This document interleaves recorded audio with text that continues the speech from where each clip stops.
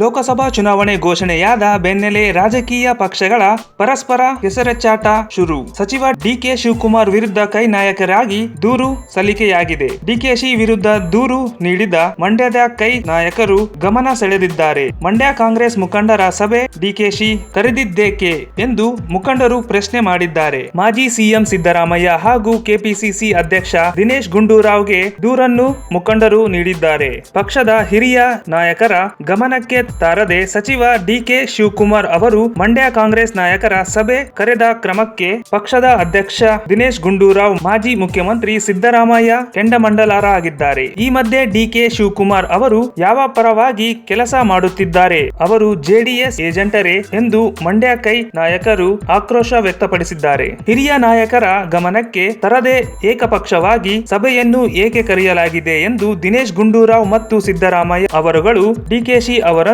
ತರಾಟೆಗೆ ತೆಗೆದುಕೊಂಡಿದ್ದಾರೆ ಎಂದು ಗೊತ್ತಾಗಿದೆ.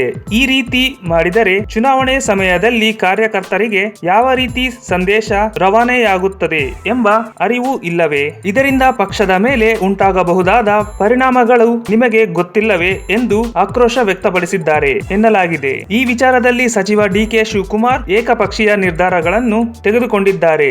ಇದು ಸರಿಯಲ್ಲ. ಕೆಪಿಸಿಸಿ ಅಧ್ಯಕ್ಷ ದಿನೇಶ್ ಗುಂಡೂರಾವ್ ಹಾಗೂ ಹೈಕಮಾಂಡ್ ಗಮನಕ್ಕೆ ಈ ವಿಚಾರವನ್ನು ತರುವುದಾಗಿ ಹೇಳಿದ್ದಾರೆ.